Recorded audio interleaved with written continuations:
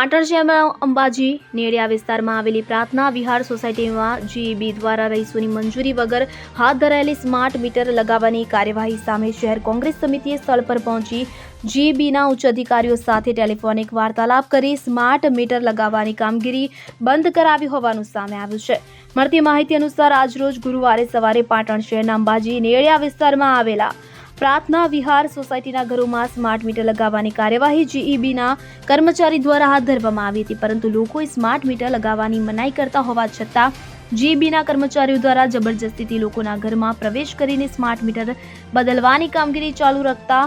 બાબતની જાણ વિસ્તારના લોકોએ પાટણ શહેર કોંગ્રેસ પ્રમુખને કરતા પાટણ શહેર કોંગ્રેસ પ્રમુખ પોતાના કાર્યકરોની ટીમ સાથે પ્રાર્થના વિહાર